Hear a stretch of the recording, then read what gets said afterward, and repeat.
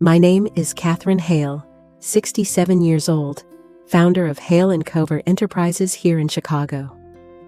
For 30 years, I built this company from the ground up, while raising a son who, I thought, would carry the legacy forward. If you're listening to this, don't forget to subscribe, like, and share your own story in the comments. Every voice matters. The morning it happened was unremarkable at first. I was sitting in my apartment on the 32nd floor of a glass tower overlooking Lake Michigan, wearing my grandmother's pearl necklace and sipping coffee stronger than common sense. The light was warm, calm, the kind of morning where you believe the world is steady. Then my phone lit up. At first, I thought it was a routine notification, a press release perhaps, or a congratulatory note from one of our partners. Instead, it was a flood of messages from colleagues and distant friends. "Catherine, are you okay? Did you approve this? So sorry." Confused, I opened LinkedIn, and there it was. A polished corporate announcement posted by Olivia Hale, my daughter-in-law, the so-called communications expert. A full rebrand campaign in elegant shades of navy and silver. The headline glared like a slap across my face. Hale & Co. restructures for the future. New leadership, new vision. The photo beneath showed Nathan, my only son, standing at a podium, smile wide and self-assured, flanked by a group of younger executives. My name was absent. The caption spoke volumes. Under the dynamic leadership of CEO Nathan Hale, Hale & Coers is moving boldly into its next chapter. We honor the past while focusing on relationships and structures that best fit tomorrow's vision. Change is never easy, but growth demands it. No mention of me. Not once. Scrolling down, I read the comments piling up like dirt on a grave. "Congratulations, Nathan. About time the new generation takes the reins. A bold decision to step away from outdated management." And then, the knife twisted deeper. Olivia herself had replied to one of the comments with a subtle but cruel insinuation.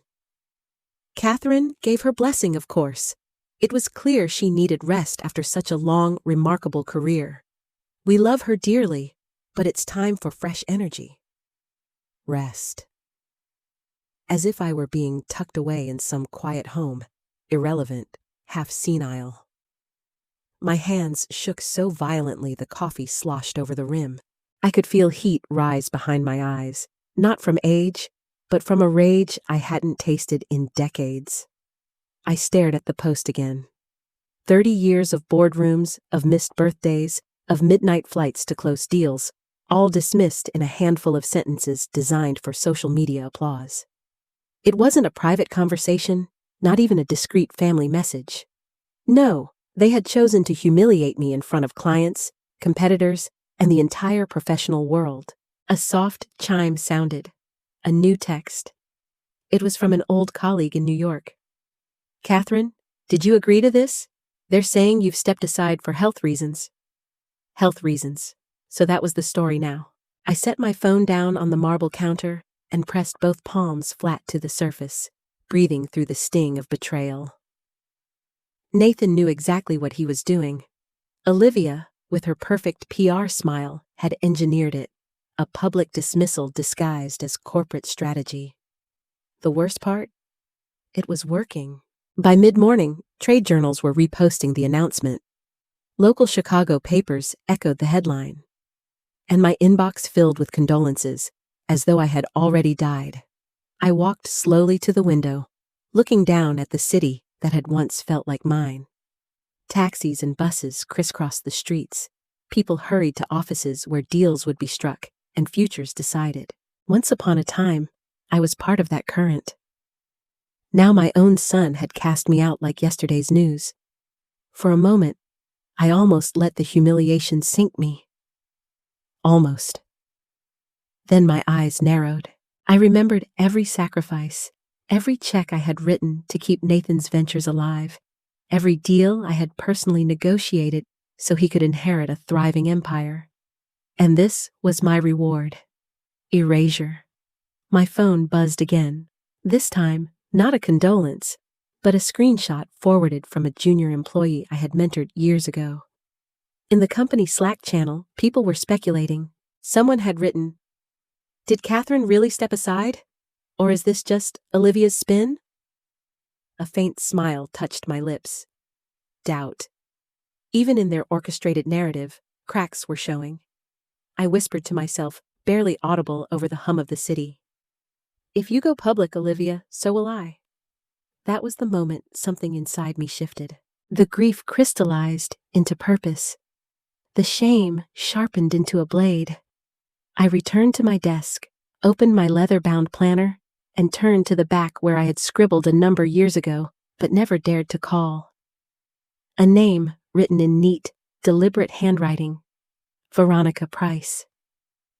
But not yet. First, I needed to see just how deep Nathan and Olivia's betrayal ran.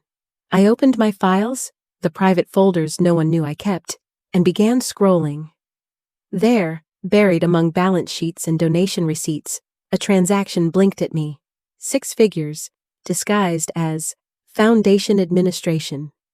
The date matched perfectly with their lavish Hamptons vacation last summer. My breath steadied. They thought they had cut me off. In reality, they had just handed me the match. I closed the file, straightened my pearl necklace, and lifted my chin toward the skyline. Chicago was buzzing with ambition, and I was ready to rejoin the fight. The night after Olivia's LinkedIn ambush, the fallout was still buzzing through Chicago. But hundreds of miles away, in a cramped dorm room at Columbia University, another thread of the story was quietly unraveling. Ethan Hale, 19 years old, sat hunched over his laptop, headphones half on, a spreadsheet glowing across the screen. He wasn't scrolling social media like most kids at midnight. He was knee-deep in a corporate finance project. His professor had asked the class to analyze real-world case studies of vendor transactions. Ethan, curious and maybe a little reckless, had chosen his own family's company.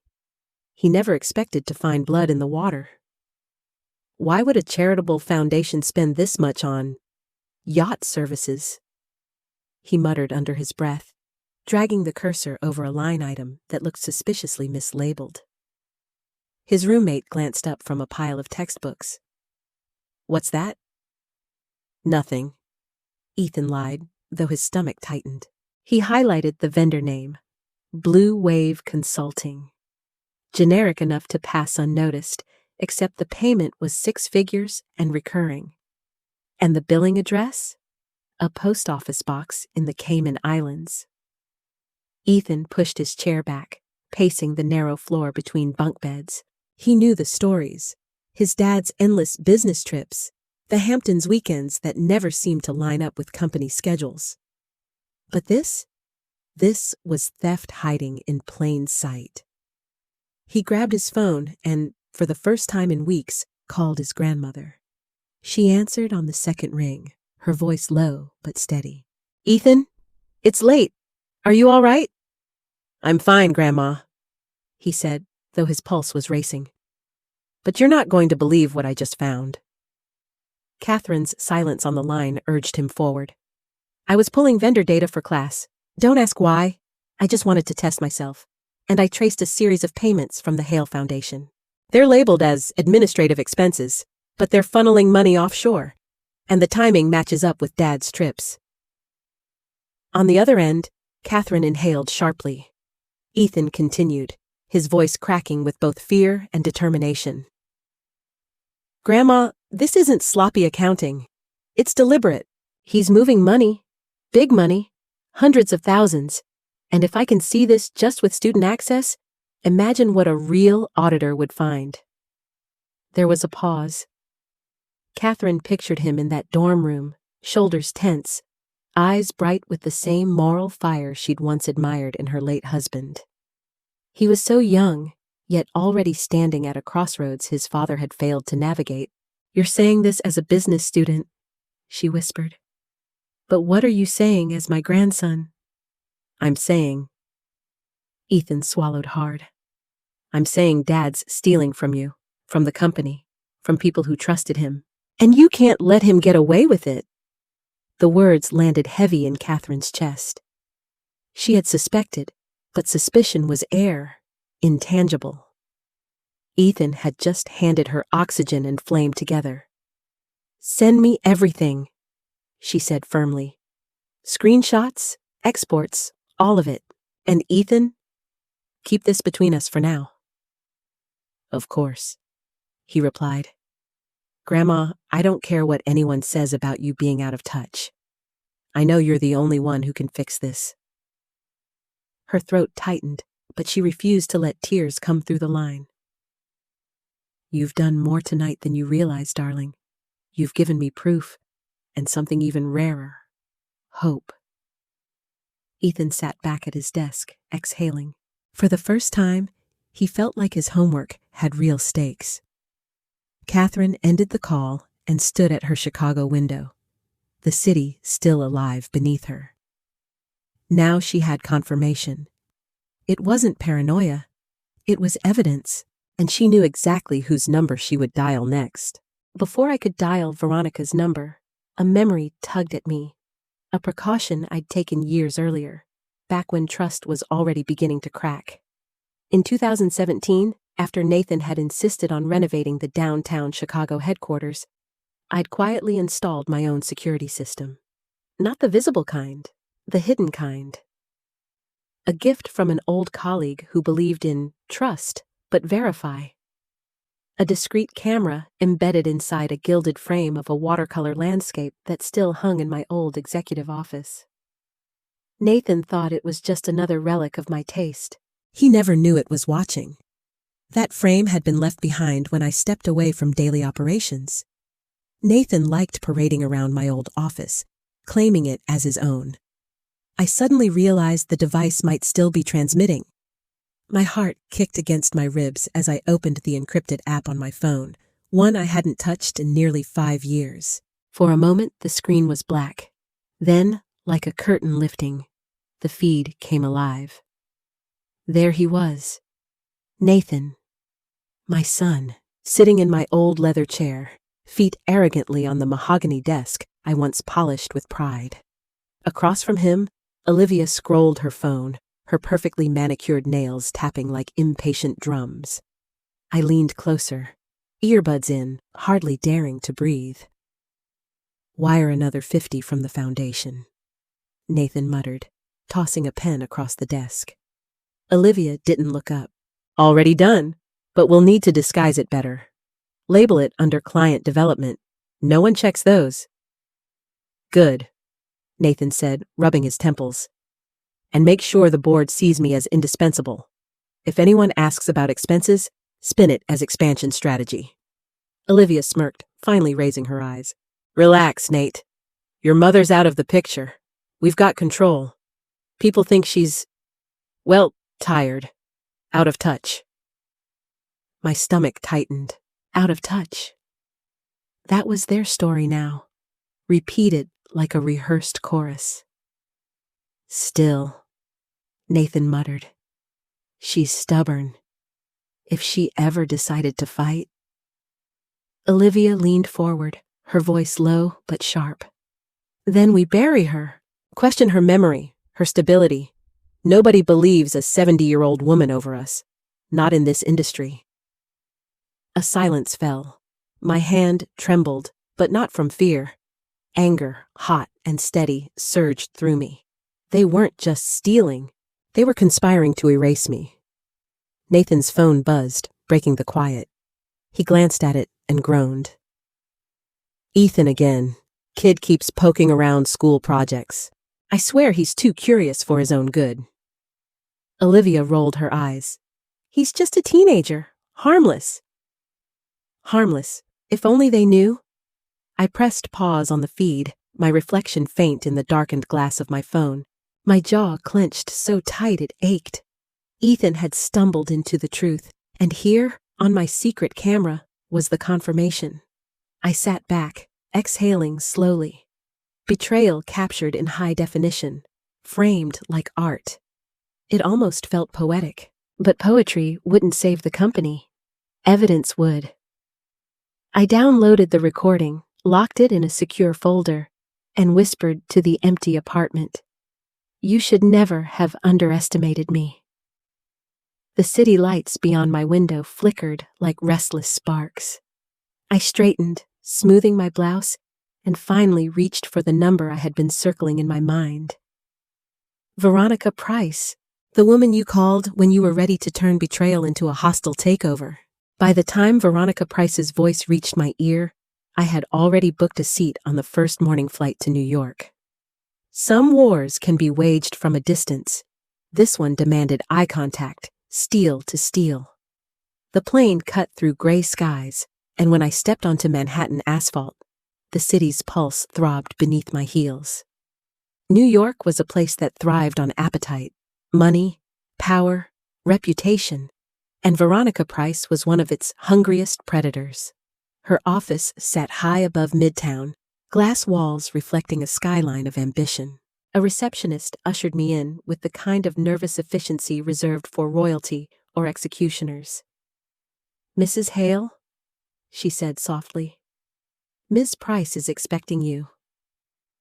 Inside, Veronica rose from a sofa upholstered in white leather, her tailored charcoal suit so sharp it could cut glass. Louboutin heels clicked once as she crossed the room, her smile cool but warm enough to be disarming. "Catherine Hale," she purred, brushing her lips against my cheek in the way only Manhattan power brokers do. "You've aged beautifully. Revenge suits you." "I haven't even started," I replied, my voice steady though my pulse quickened. We sat facing each other, the coffee table between us already stacked with contracts and thick folders. She wasted no time with pleasantries. "Show me what you have." I slid a slim folder across the glass. Ethan's screenshots, offshore wire transfers, and finally the crown jewel, video footage from my hidden camera. For a long moment, she said nothing, scanning pages with predatory patience. Then a low whistle escaped her. "Well," Veronica murmured, "your son and his darling wife have been busy. Fraud, embezzlement, misappropriation of charitable funds. If this were a class syllabus, they've ticked every box." I leaned back, folding my hands in my lap. They thought they could erase me, replace me with LinkedIn posts and crocodile tears? What they didn't realize is that I've been collecting their sins one by one. Her eyes glittered. "And you're ready to cash in." "Not for money," I corrected. "For justice, for the employees whose pensions they raided, for the families who never received the donations they promised. And yes," my tone hardened, "for me." Veronica tapped her pen against the folder. "Here's what we'll do. You'll transfer your remaining shares to me under very specific clauses. Full audit rights, removal powers, performance-based oversight. I'll dig through every department and replace anyone who stinks of complicity. Nathan will think he's safe behind the CEO title, but by the time the ink dries, I'll hold the strings." Her confidence filled the room like expensive perfume. It was intoxicating and dangerous. "And what do you want in return?" I asked. She smiled, shark-like. "A front row seat when I tear him down. And of course, a share of the spoils. Not money, Catherine, legacy. Imagine your company rebuilt as a case study in ethical resurrection. The matriarch who refused to disappear." Something inside me steadied. This wasn't just vengeance. It was reclamation. I reached for the pen laid neatly beside the contract. Gold, heavy, its weight pressing like destiny in my hand. As I signed, Veronica watched with a satisfaction that was almost tender. "Do you know why I agreed to this?" she asked. "Because destroying corrupt men is good business?" Her laugh was low, throaty. "Because you remind me of myself, and women like us? We don't retire. We sharpen." The final stroke of my signature dried on the page. For the first time in weeks, my shoulders eased. The war had a general now. Veronica raised her glass of champagne, already poured, as though she'd known how this meeting would end. "To Nathan Hale," she toasted, lips curling. I clinked my glass against hers, the bubbles fizzing like the start of a storm. To teaching him what happens when you mistake your mother for a stepping stone. The ink on Veronica's contract was barely dry when the counterstrike arrived. I was still in her midtown office, sipping the last of my champagne, when my phone vibrated. The screen lit up with Ethan's text. "Turn on Channel 7, now!" Veronica raised a brow. That didn't take long. I stepped closer to the television mounted on the wall. The studio lights flooded the screen, and there she was, Olivia Hale, sitting under the glow of cameras, her hand delicately clutching a tissue. The Chiron read, "Exclusive, the next generation at Hale & Co." Her voice trembled, every word coated in honey. "This isn't easy for us," she said, eyes glistening as if she'd been dragged here against her will. "But Nathan and I had no choice. We love Catherine." "Truly, we do. She's been the foundation of everything we've built, but she's tired. The company was at risk." A sympathetic gasp from the studio audience carried through the speakers. Nathan joined midway, his tailored suit immaculate, his expression rehearsed concern. "We've done our best to protect her legacy. But there were moments, lapses in judgment, confusion. We had to step in, not because we wanted power, but because we wanted to save what she created." I gripped the edge of Veronica's desk so tightly my knuckles whitened. My son wasn't just stealing money, he was stealing my narrative, painting me as the frail matriarch losing her grip. Veronica muted the volume and leaned back, smirking. "Classic, tear-stained performance, appeals to emotion, sprinkles in concern for your well-being.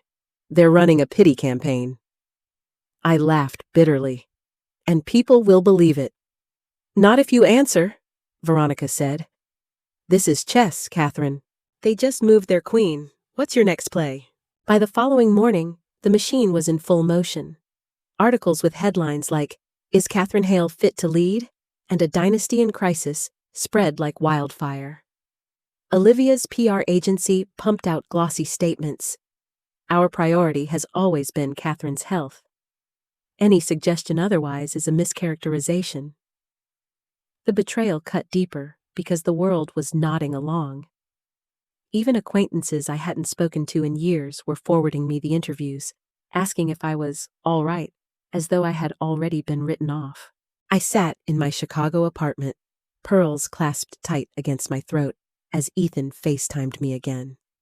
His young face filled the screen, frustration etched in every line.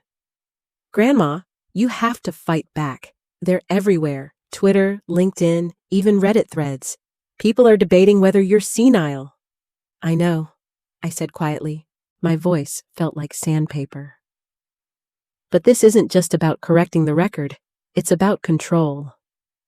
Behind me, papers littered my dining table. Contracts, screenshots, camera footage, proof, real proof. But proof in silence is as good as ash.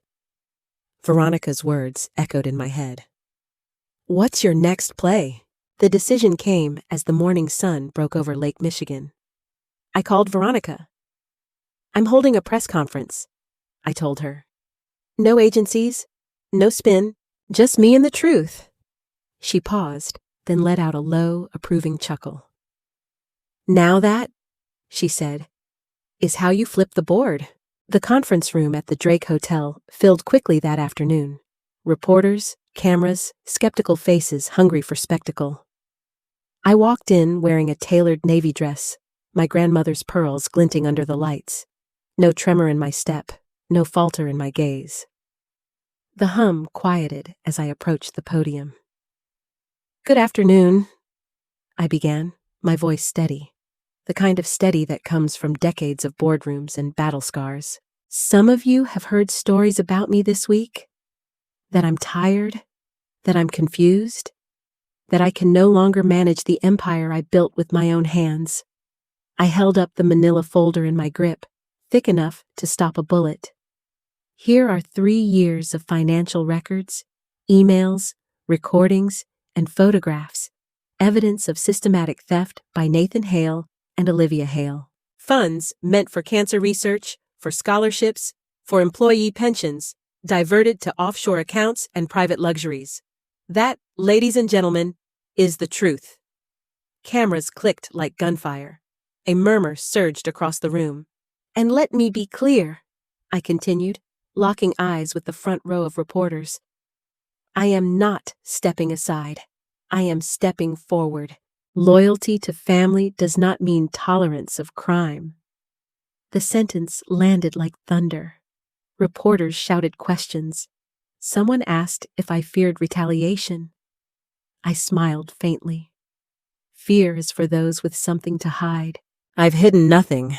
Back in my apartment that evening, I watched the broadcast replay. The shift was palpable. Hashtags flipped, journalists rephrased their headlines, and the tide began to turn. Ethan texted me just 3 words, "Proud of you." I touched the pearls at my neck, exhaling slowly. The war wasn't won, not by a long shot. Nathan and Olivia still had allies, still had money, still had rage, but for the first time in weeks, I had something stronger. Momentum. And momentum, in the right hands, is lethal. The press conference had shifted the tide, but momentum alone couldn't dismantle Nathan's empire. I knew it, and apparently, so did Ethan. That evening, as the city lights winked across Lake Michigan, my phone buzzed with his name. I answered quickly. "Grandma?" he said, without preamble, his voice tight with urgency. I dug deeper.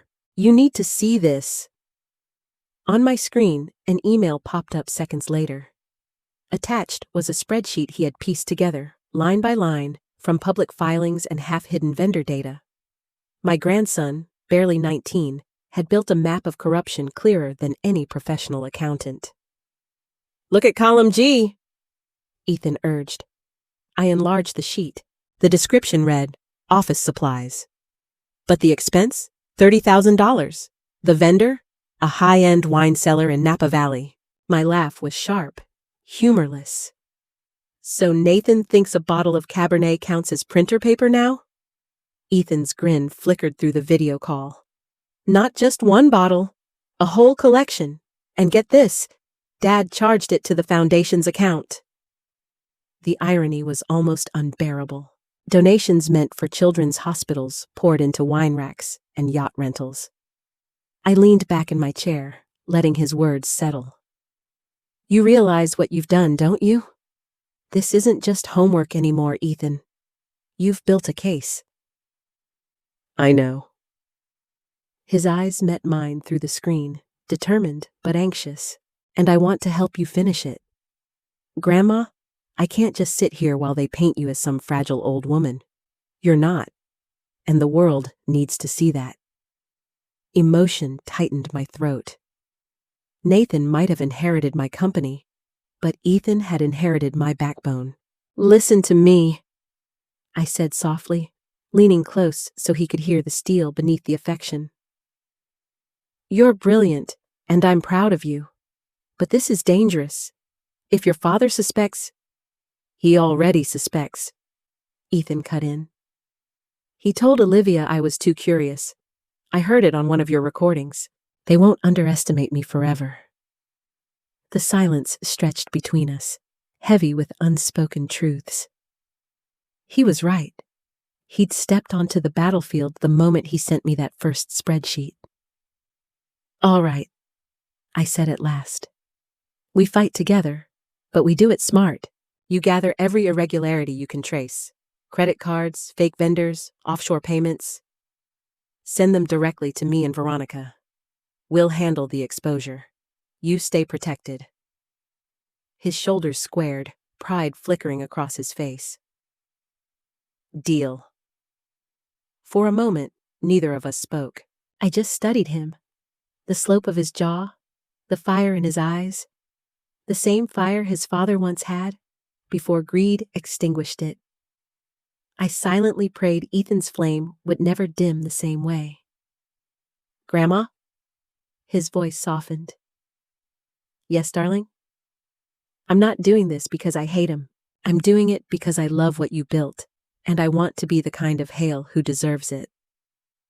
The words landed deeper than any headline or accusation. I touched the pearls at my throat and whispered, "Then you already are." We ended the call, and I stared at the files on my laptop, heart steadier than it had been in weeks. I wasn't alone anymore. I had an ally, and not just any ally, but my grandson. And that meant Nathan was facing something he had never prepared for. Family loyalty turned against him. The evidence was stacked, Veronica was armed, and Ethan had done his part. All roads led to the boardroom, the very one Nathan had stolen from me. That morning, Chicago's air felt heavier, thick with July humidity. I dressed with care, a navy Chanel suit, sharp lines that whispered authority, and my grandmother's pearls. They had become my armor, gleaming at my throat like a promise. When I entered Hale & Co.'s headquarters, whispers chased me down the hallway. Employees who once averted their eyes now looked at me differently, some curious, others hopeful. I walked past them without breaking stride, heels clicking against marble like a drum roll. The double doors of the boardroom opened. Inside, the table gleamed under recessed lighting, the air so tense it could snap. Nathan stood at the head, posture stiff, a sheen of sweat just visible above his collar. Olivia sat beside him, clutching a designer handbag like a lifeline. Around them, board members fidgeted with pens and coffee cups, suddenly fascinated by anything but my arrival. Veronica was already there, seated halfway down the table. She met my gaze with a predator's smile and gave the smallest nod. The trap was ready. Nathan cleared his throat. "Mother," he said, voice strained but attempting calm. "I wasn't expecting you." "No," I answered, sliding into a chair directly across from him. "You weren't." The chairman of the board, a man named Harrison, tried to diffuse the tension. "Shall we begin?" Nathan launched into his rehearsed speech. "These audits are harassment. Ms. Price is overstepping her authority as a minority shareholder. My leadership is being undermined by—" "Majority shareholder," Veronica cut in smoothly. "As of this morning, I hold 51%, thanks to additional shares purchased from Catherine Hale and 2 other family members." The room froze. Nathan's face went pale, the color draining like water down a sink. "That's impossible," he stammered. "You can't—" "Oh, but I did," Veronica said, sliding a folder across the table. "Here are the contracts, perfectly legal, perfectly binding." A hush fell. Board members glanced at one another, realization dawning. The power balance had shifted. Nathan's fists clenched at his sides. "This is a setup." I leaned forward, voice steady as steel wrapped in silk. "No, Nathan. This is consequence." His eyes flashed, fury breaking through his mask. "You would destroy your own son?" "Don't twist this," I replied. "You destroyed yourself the moment you stole from employees and charities. All I'm doing is shining light where you cultivated shadows." Veronica opened another folder, thicker, heavier. She spread photographs, credit card statements, and bank transfers across the polished wood. "Would you like to explain a $60,000 watch billed to the Children's Cancer Fund?" A gasp rippled through the room. Nathan's voice cracked. "Those were business expenses." "A yacht charter labeled office supplies?" Veronica pressed, her voice sharp enough to cut glass. Olivia made a sound, a whimper too soft for the microphone but loud enough to pierce. "This isn't fair," she whispered, her knuckles white around the bag strap. I rose slowly, letting every eye follow me. The silence that fell was absolute. "Nathan," I said, my tone even but weighted with memory. "Do you remember when you were 7? You stole cookies from Mrs. Henderson's kitchen and blamed the housekeeper. A woman supporting 3 children lost her job because of your lie." He blinked, eyes wide, lips parting as if to protest. "What did I make you do?" I asked. His voice cracked. "Confess. Pay her wages back." "Exactly," I said, pacing slowly around the table. My heels clicked like a countdown. "Actions have consequences. You forgot that lesson. Today, you remember." Board members shifted, leaning in. For years, they had watched Nathan wield power like a blunt weapon. Now, they saw him cornered. Veronica delivered the final blow. "By majority shareholder vote, Nathan Hale, you are hereby terminated from all positions within Hale & Co. Effective immediately. Security will escort you out." The words landed like a verdict. 2 guards appeared, summoned as if by magic. Nathan's bravado collapsed. His shoulders sagged, his face a storm of disbelief and rage. "You can't do this," he muttered, voice breaking. "Actually," Veronica replied, her smile razor-sharp, "we just did." Olivia finally spoke, her voice trembling. "Catherine, please. You're destroying your own family." I looked at her, the woman who had erased me from photos and manipulated the narrative of my life. I adjusted my pearls, the gesture deliberate. "I'm not destroying family," I said softly. "I'm taking out the trash." Gasps. Silence. And then, the guards moved. Nathan and Olivia were escorted from the room, their footsteps echoing down the hallway like the last notes of a requiem. When the doors closed, I turned back to the board. "Now," I said, smoothing my suit jacket, "let's discuss rebuilding leadership with people who understand the difference between stewardship and theft." A murmur of assent rippled through the room. Respect, real respect, shone in their eyes. For the first time in years, I felt the company breathe again. The boardroom coup had gutted Nathan's power. But it wasn't the end. It was merely the staging ground. To truly reclaim Hale & Co., we had to strip every lie bare, not just for the directors, but for the world. 2 weeks later, New York City's Pierce Conference Center pulsed with anticipation. Reporters filled the back rows, cameras lined the aisles, shareholders whispered nervously as they shuffled thick packets of documents handed out at the door. Even the FBI had a quiet presence. Men and women in tailored suits, faces expressionless, eyes sharp. I sat in the front row, posture tall, pearls at my throat catching the light. Veronica stood at the podium like a conductor preparing to lead an orchestra into crescendo. "Ladies and gentlemen," she began, her voice smooth but unyielding. "Today, you will see what has been concealed from you for years." The screens behind her came alive with numbers, bank transfers, wire routes to offshore accounts, vendor names that were little more than empty shells. "Over the last 4 years," Veronica continued, flipping to the next slide, "Nathan Hale and Olivia Hale redirected more than $8.3 million from company operations, employee pensions, and charitable foundations into personal accounts. That is not rumor. That is fact." A collective murmur rippled through the room. The words pension and charity stung. The next slide projected Olivia's Instagram posts. Glasses of champagne clinking on Santorini terraces, designer gowns, yachts. Each image paired with a receipt. Flights billed to the foundation, jewelry purchased through client development, hotel suites paid for under office supplies. A shareholder shot to his feet. "My God, all those layoffs? And you were funding this?" Veronica didn't flinch. "Yes. While employees were being dismissed, while donations were being cut, Nathan and Olivia approved raises for themselves and luxuries no company ledger could justify." In the corner of the room, Nathan sat slumped, jaw tight, eyes darting like a trapped animal. Olivia wasn't even present. Her attorney had advised her to avoid the cameras after federal indictments were filed the previous evening. I rose slowly, feeling every eye follow me as Veronica yielded the floor. The silence deepened. "If I may," I said, walking to the microphone.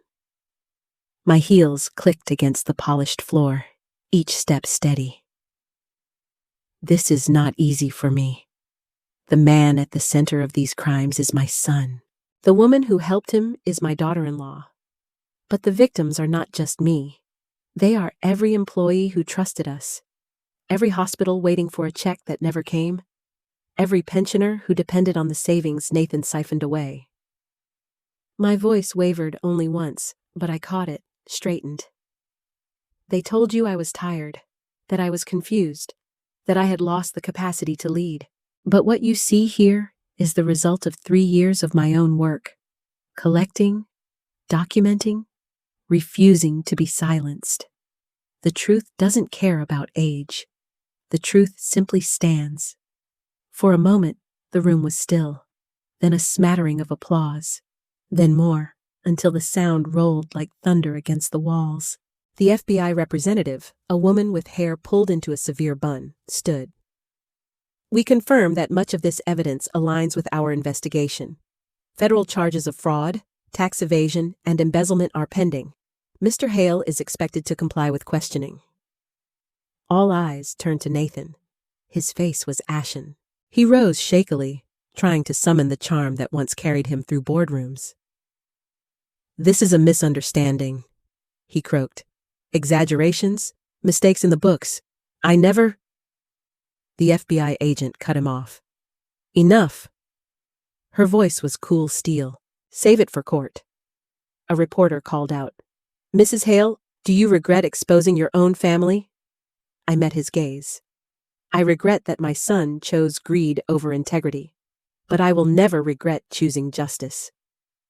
Another hand shot up. "What happens to Hale and Co. does now?"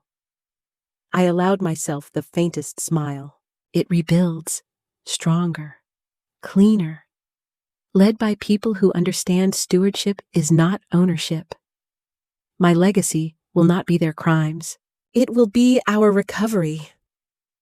The applause returned, louder this time, joined by cheers from employees seated near the back. Some wiped tears. For them, this wasn't about scandal.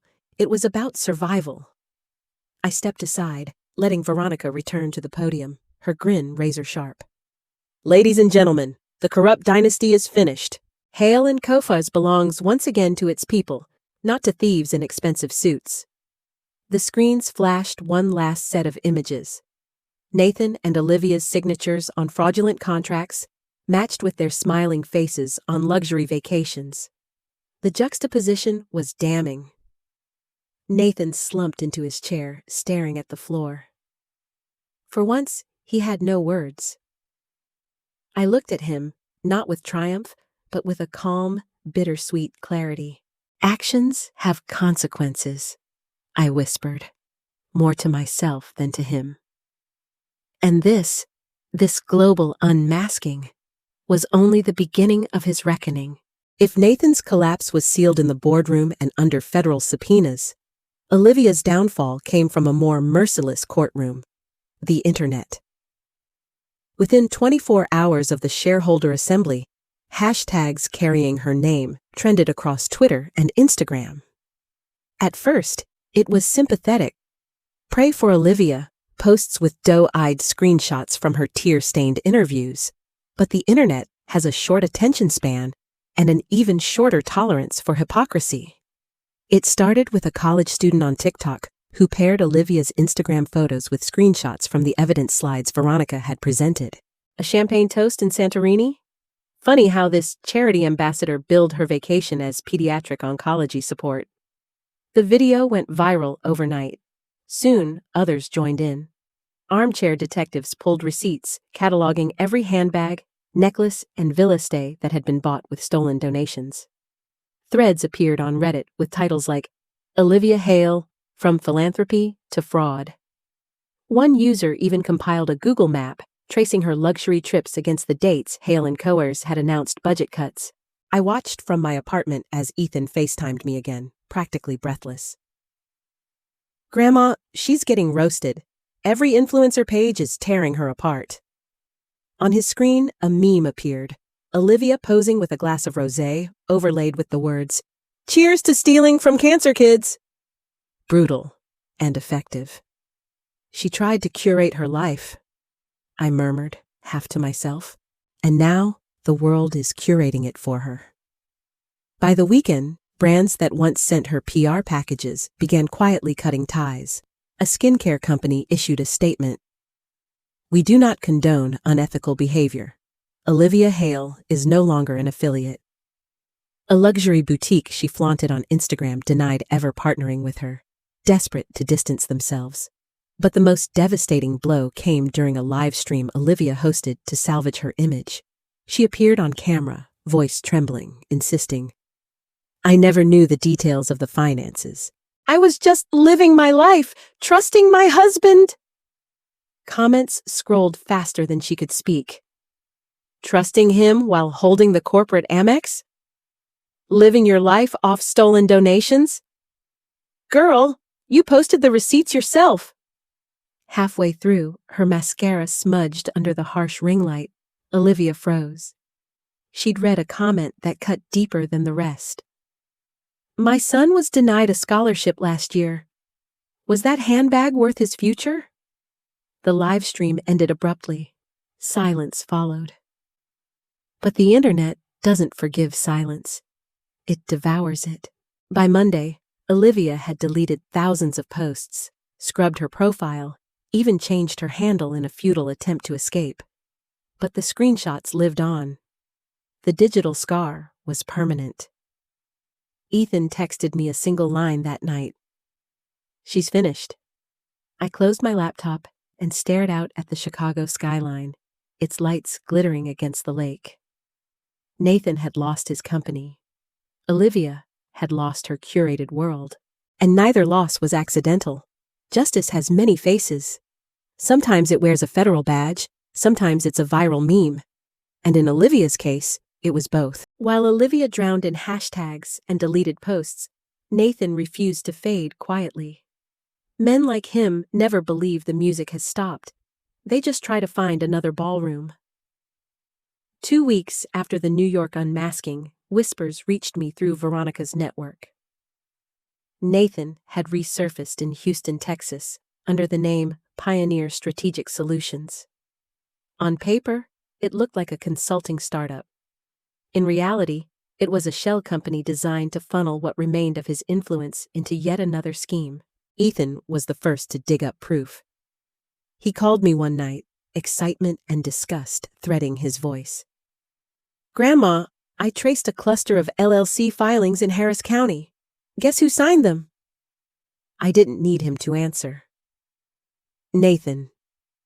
"Not just him," Ethan added.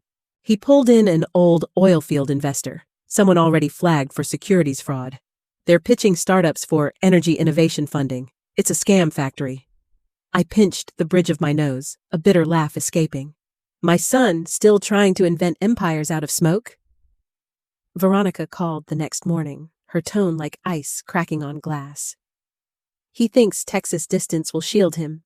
New market, new name, no paper trail to Hale & Co. But he's sloppy.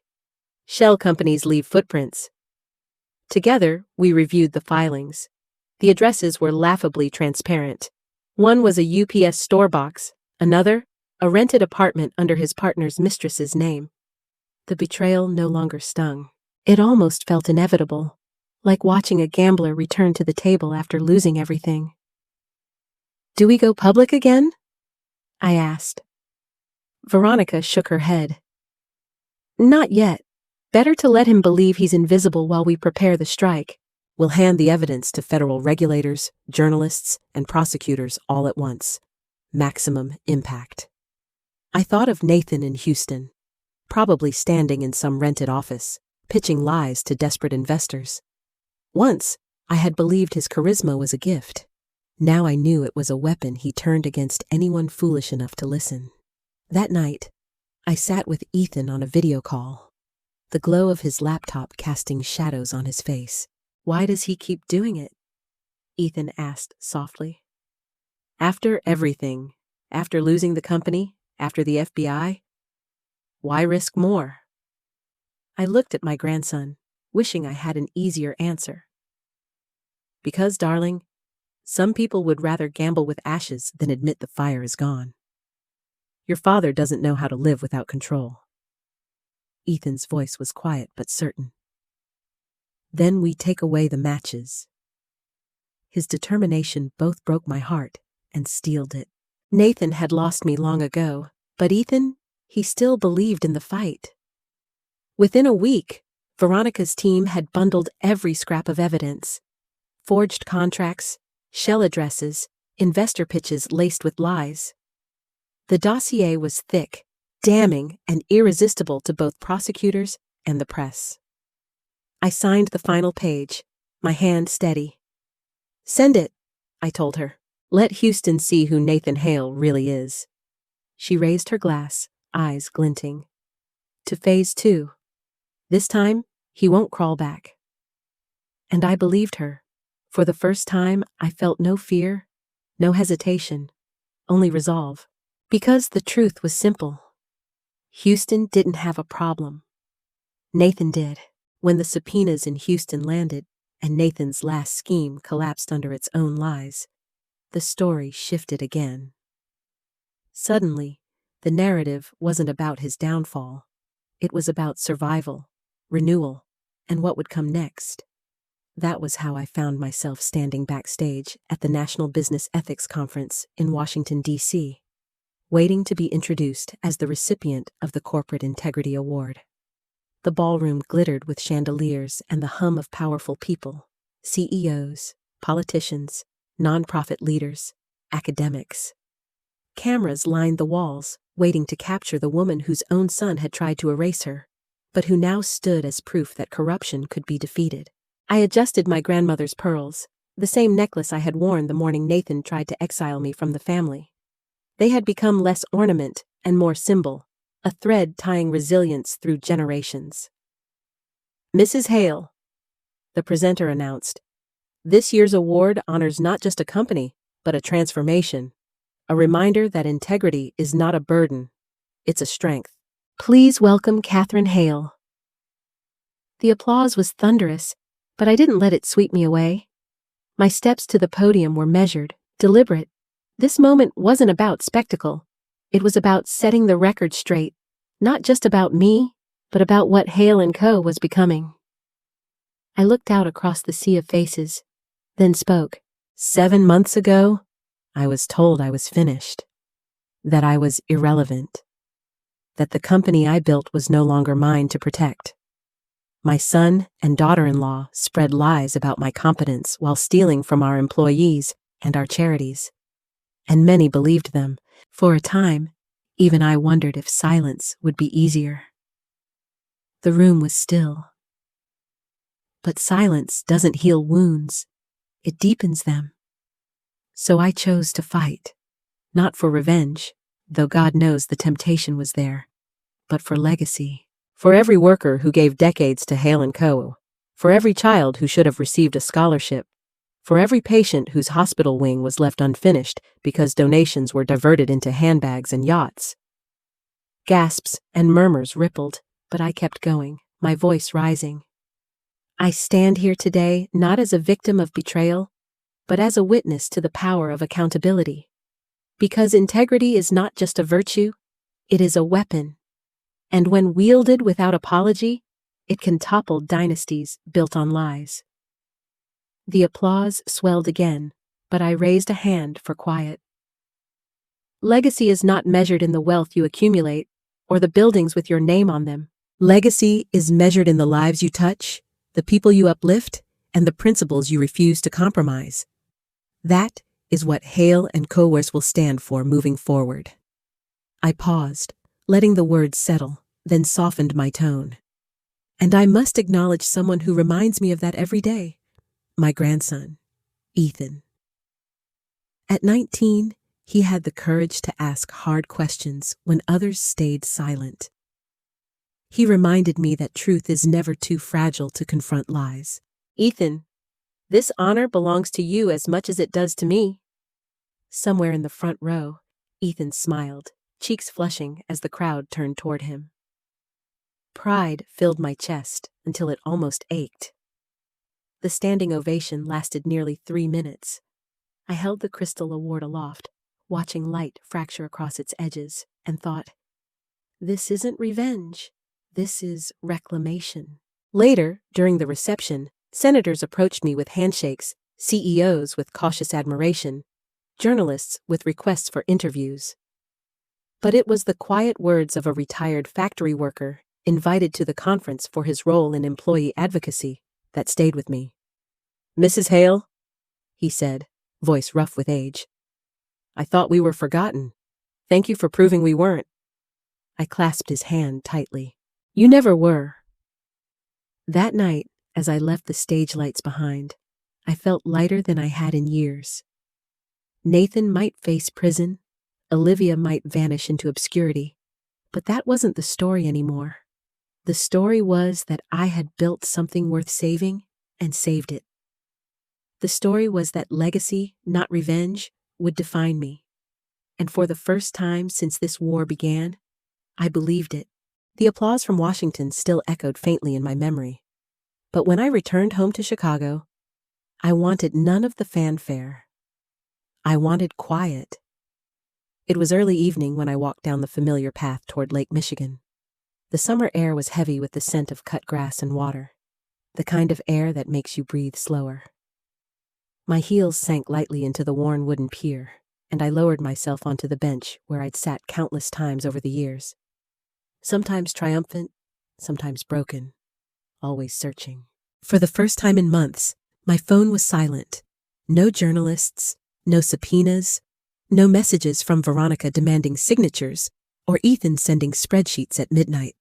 Just the waves lapping against the pier and the distant laughter of children chasing one another along the shoreline. I closed my eyes, let the sound of the lake fill me, and felt the weight slide off my shoulders piece by piece. Ethan joined me after a while, carrying 2 cups of coffee from the cafe on the corner. He didn't say much. He didn't need to. He sat beside me, shoulders brushing mine, offering quiet companionship. "Grandma," he said after a long silence, "are you happy now?" I thought about the question. Happiness wasn't the right word. Peace was. "I'm at peace," I answered. "And that's more than enough." He smiled, nodding as if he understood more than most 19-year-olds should. We watched the sky turn shades of pink and gold, the sun dipping low, gilding the lake in molten light. Somewhere behind us, the city thrummed with energy, but here on the pier, it felt like the world had slowed to match my heartbeat. Nathan's name still floated in headlines, his trial date set, his empire in ashes. Olivia had vanished into digital obscurity, her influencer dreams crushed under the weight of memes and screenshots. Once, their betrayals had defined my days. Now, they were just footnotes. I leaned forward, dipping my fingers into the cool water. The ripples spread outward, disappearing into the vastness of the lake. That was legacy, I realized. Not the noise, not the chaos, but the ripples we leave behind when the storm has passed. Ethan nudged my shoulder. "Grandma, you know what I think?" "What's that?" "That you didn't just win. You taught them, and me, what strength really looks like." Tears threatened, but I swallowed them back, choosing instead to smile. Then maybe all of this was worth it. The lake shimmered like a mirror of everything I'd lost and everything I'd gained. And as the last sliver of sun dipped below the horizon, I finally let myself exhale. Quiet power. That was what remained. And it was enough. Looking back now, my journey wasn't about revenge, it was about reclamation. I learned that family can wound deeper than strangers, but betrayal does not define you. What defines you is how you rise after being broken, how you turn pain into purpose, and how you refuse to let lies bury the truth. Legacy is not built on titles or possessions. It's built on courage, on the lives we protect, on the integrity we choose when no one is watching. My son's choices taught me that love without accountability becomes poison. But my grandson reminded me that truth, no matter how fragile, can withstand the weight of deceit if someone is brave enough to hold it up. So here's what I want you to carry into your own life. Never mistake silence for peace, and never believe you're too old or too beaten to begin again. Quiet power comes not from revenge, but from knowing you stood firm when the world tried to erase you. If this story moved you, I invite you to like, subscribe, share, and leave a comment with your own thoughts. Your story matters too. And sometimes, telling it is the first step toward your own quiet power.